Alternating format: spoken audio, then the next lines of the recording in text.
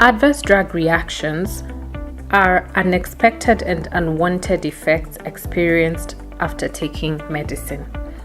Adverse drug reactions, or ADRs, are a leading cause of illness and death.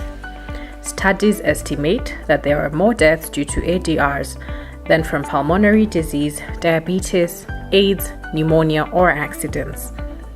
ADRs significantly increase cost of healthcare, both to the patient and to the health system, because they lead to hospital admission, prolongation of hospital stay, and emergency department visits. In summary, ADRs represent a significant public health problem. Patients and healthcare providers should report any unwanted or unexpected side effects of a medicine to the medicines regulator. In Kenya, this is the Pharmacy and Poisons Board. This creates a database of effects which, when analyzed, can reveal information about the medicine that was not known before. This overall leads to development of safer medicines for people. Several medicines have over the years been pulled off the market after analyzing these reports. If you experience any unwanted or unexpected side effects after taking a medicine, please inform your doctor, pharmacist, or the Pharmacy and Poisons Board. It is also important to ensure that you pick your medicines from an outlet with a qualified professional who keeps proper records. If you experience unwanted or unexpected effects after taking medicine, these records will come in very handy when trying to ascertain the cause of your symptoms.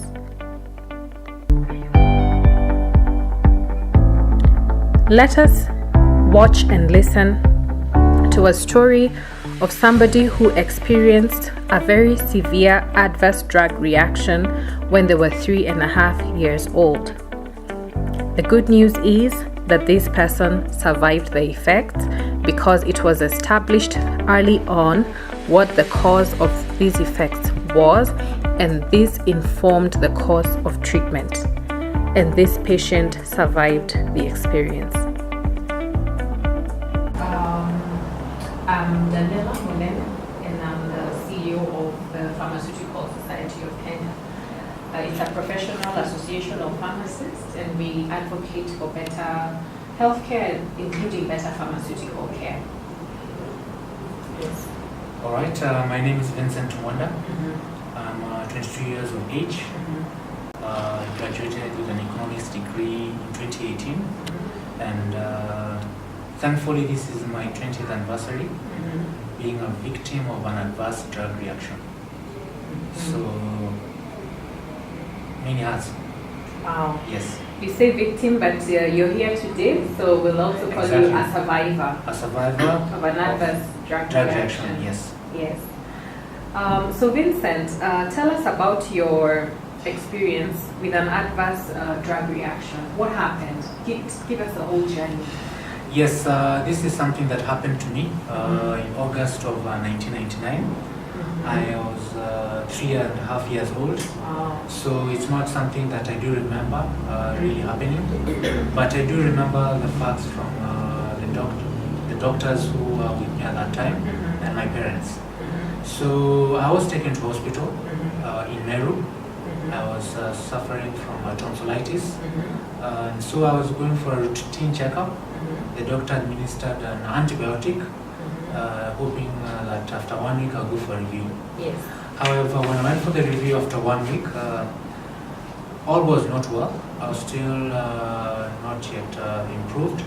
So the doctor administered a second antibiotic, a different antibiotic from the first one. So after another 1 week, I still did not improve.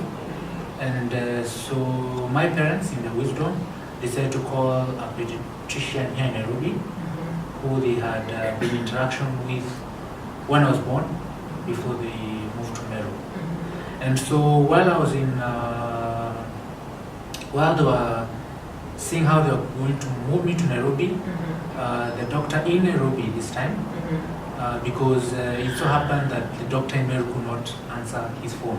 It was a Saturday, it was his off day and all that. So the doctor in Nairobi immediately answered the phone and told us that I needed to just take some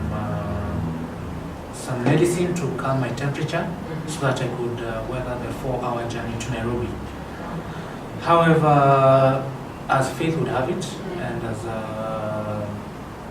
things would transpire, I made it to Nairobi without the medicine, and that was a miracle in itself, because that evening when the doctor saw me, I seemed to be having high temperature, so I was given medicine for temperature, so that the doctors can observe me and see what really was the cause of all these things. And this was not in an inpatient setting when you arrived in Nairobi? No, I was, yes, in an inpatient setting.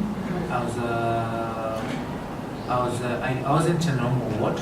I was in a HDU, high dependency unit, because of the severity of my condition, or because of what the doctor did not know what to do, and my temperature was very high.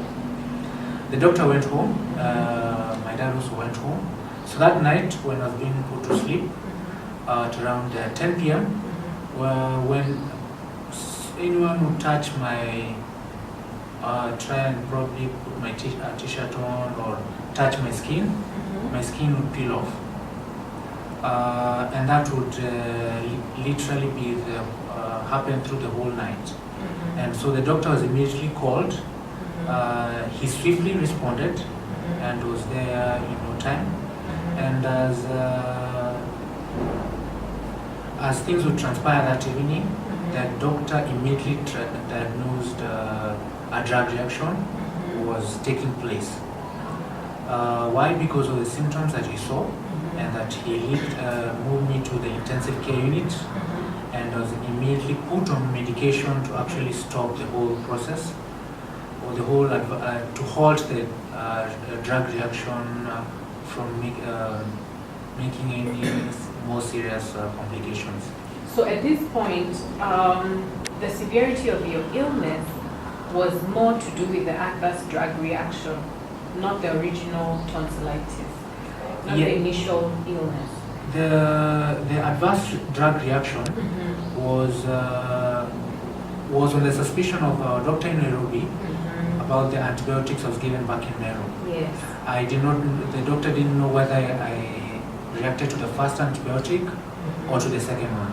So it could be either. And since for the last 20 years, anytime I go to hospital, I make sure that I am not given any of those drugs. Yes. So that was really the onset of the drug reaction, and that would put me in ICU for almost a month. As will be put forth later on, the pictures to show that on my upper torso, my skin had peeled off, and so I was literally in a terrible state. Yes. But as you said earlier, I'm a survivor. Yes. I'm a survivor because what I would really encourage those who have actually gone through this condition is that the doctors at the time were not really concerned why my eyes could not open after 2 weeks. The doctors were concerned if I would make it alive. Why? Because during that time is when HIV was rife, especially for mothers who had the virus, and so there was no self-delivery back then. So you'd find children who were born with HIV, and as they begin their treatment, they would start having different symptoms and side effects. So in that course of treatment, and especially when they would contract TB, they would begin having drug reactions, and many of them did not make it alive. So for me, it was a special case. Thankful that indeed the hospital and the doctor was able to support and see to my treatment that I was okay. And I would say when I began opening my eyes, and when I would begin talking, I would say in Kimeru Nkabwa, which means I'll be well. So indeed, it is something I would really put forth to those who have this who have gone through this, Yes. or who know of someone who is going through this, Yes. is that sometimes when you say something positive in the midst of a challenging situation, it does speak life into what you're going through. And the doctor was gracious enough to actually allow us to go home after a whole month, provided that someone takes care of me. Now, the side effects that I do live with to this day include having blocked tear ducts, having eyelashes scratching instead of pointing out, pointing into my eye, include my teeth formation. Sometimes much of my primary life was me having dental injections to pull out some of my teeth that did not come off when they were meant to, as a side effect of the drug reaction. Yes. My upper torso, the skin peeled off, and now have my upper torso is cut. I would say I also could not pass urine. I would literally hold the leg of my dad or my mom when passing urine because it was very painful. So I had to be circumcised at that time, on the advice of the pediatrician back then. So the process, especially after the drug reaction, is really where the challenge was. Wow. Because I've had to live with eye issues, teeth issues, social stigma. Yes. To people who cannot understand why I'm always having pneumonia, why is my upper lip like this, my tongue is smooth, as the dentists normally point out. So I would really say that this drug reaction was quite a tough one. Wow, that's quite a a tough lot. one for me. For a 3-year-old. Yes.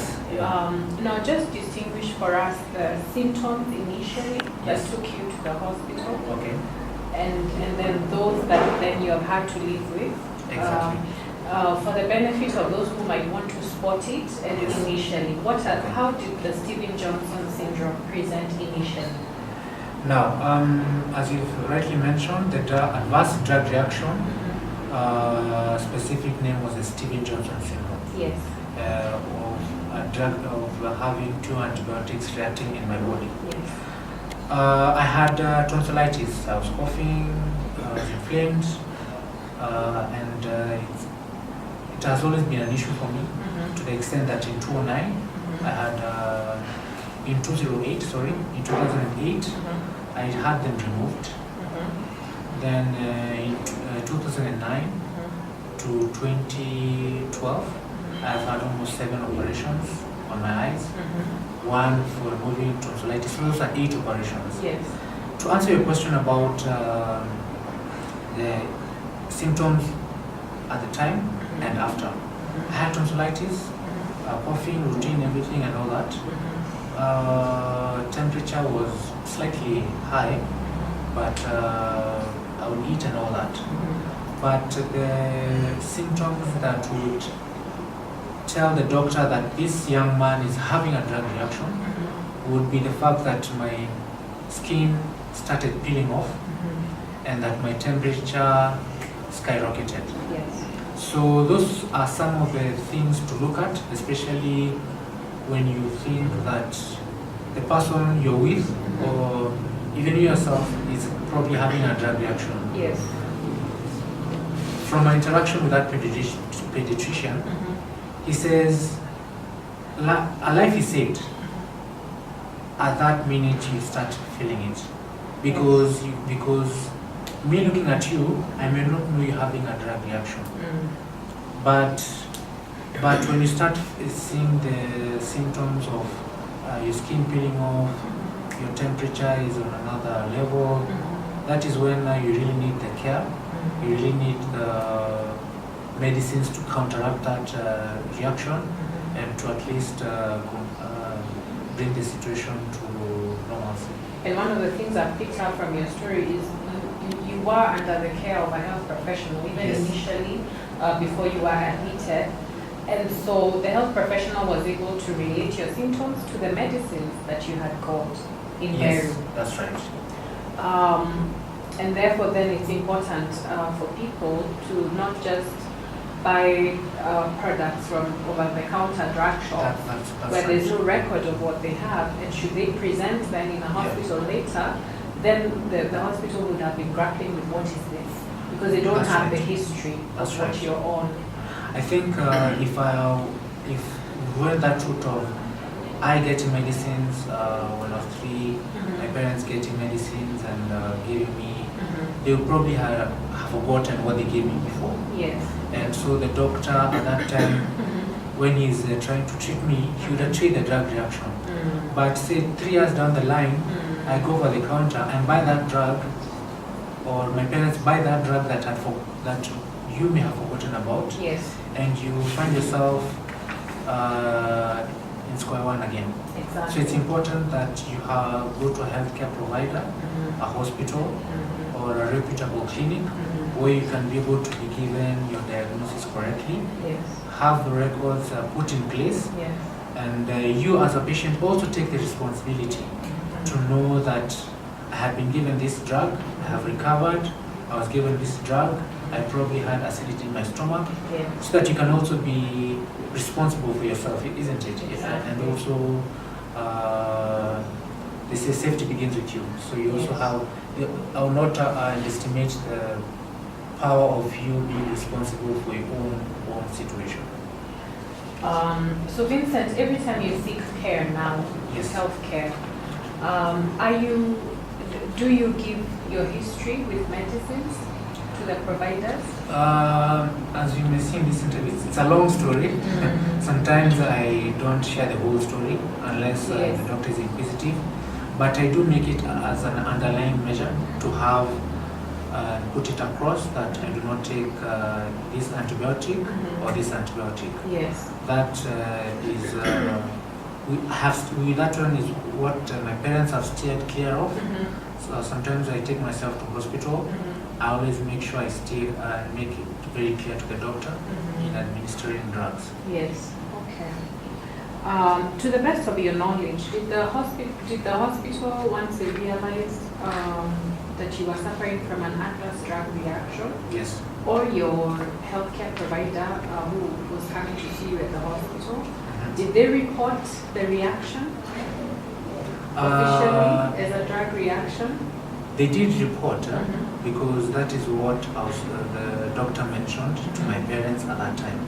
So it was made clear that I was undergoing a drug reaction, namely Steven Johnson syndrome. Now, did you know that adverse drug reactions are need to be documented and forwarded to the drug regulator? Is this something you are aware of at that time? Or your parents were aware of at that time? That is something that my parents were not aware of. They were just thankful that I was alive. But the reason why I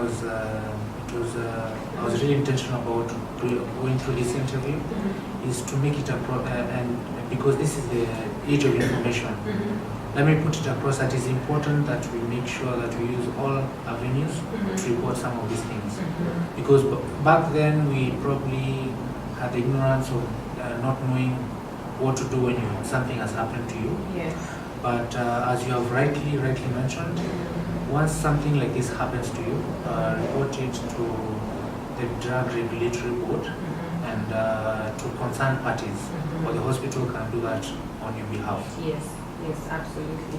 Now, Vincent, you have said about the illness, the initial presentation of the adverse drug reaction, but you have also alluded to the lifelong health problems that reaction has caused, and it has been 20 years. And some of these problems you will live with for many years. I just want to know, how has the health system supported you? Do you feel you have received enough support through this journey? Well, I would say the health system was the reason why I'm here today. My eyesight is great. I can speak, I'm alive. The health system is why I'm here today. Yes. They responded in good time. The doctor who was assigned to that hospital the pediatrician came on time, which is to a large extent good business practice. Yes. So the health system did respond at the initial and at the onset of the drug reaction. However, this adverse drug reaction comes with adverse effects, and they're lifelong and they're very expensive. I would say that because of what I've gone through. I have gone to university hospitals, I've gone to hospitals, to dentists, opticians, just to get some of this care. Many of them are not covered under insurance you probably are under. Many of them you probably find your insurance balance running out. So the health system, I would say, does not really support you on the in the long run, in the rehabilitation care of you trying to now put your house in order, trying to recuperate, trying to, let's say for my case at the moment, the dentist suggested when I get to 21, have crowns done, and looking at my tooth formation, that's an expensive exercise because it started 20 years ago. So you look at these things, you look at the people who are on the insurance list, and you probably see the dentist you've been seeing is not on the list. These are some of the challenges that come about in rehabilitation. And so if there can be a system, or rather a fund that even the PSK can actually initialize through different stakeholders. Yes. For people, because this is not something that happens all the time. Yes. This is a rare condition. Then stakeholders can come together, put a fund in collaboration with the NHIF to have people have rehabilitative care, and funds put aside so that people do not suffer in silence. Yeah. Because people do get tired of you always asking for money. It is your eyes today, tomorrow it's your teeth. In high school, I remember my knees would really pain because of my bones and all that. So there are so many things. I do have a friend to that effect. Because of always continued medical attention, they have been blacklisted. This is because over time. So you find that no one can sell insurance to that individual. So I would say the health system in the long run has the opportunity to support individuals more. But on the onset, in terms of response, in terms of taking care of the situation, at first sight, they're doing a great job, and they can only get better. Okay. Yeah. It's quite sad about being left alone by the insurers. It is what it is. To deal with those debilitating side effects. Would you mention some of the expensive procedures that you feel should be covered in terms of dealing with the effects of Stevens-Johnson syndrome? I would say medical care. I would say medical medicines because I'm permanently on artificial tears. I normally use a bottle every 2 weeks to a month, depending on how the weather is. You think tears are free until you have to buy them? Now you see, the small things you take for granted, to someone else it's very expensive. And you did mention some surgery also. 8 surgeries. 8 surgeries. 8 surgeries. As they say, I've been on the knife 8 times. One was for electrolysis, burning of the eyelashes, removing of the tonsils. Now we have the permanent artificial tears that I have to put because my tear-producing glands for lubrication were damaged during the adverse drug reaction. I would say medicine. Yes. Medicine needs to be considerate. Different stakeholders, healthcare providers, insurances need to put a fund set aside for people like us, people with drug reactions or people with such conditions. Okay. I think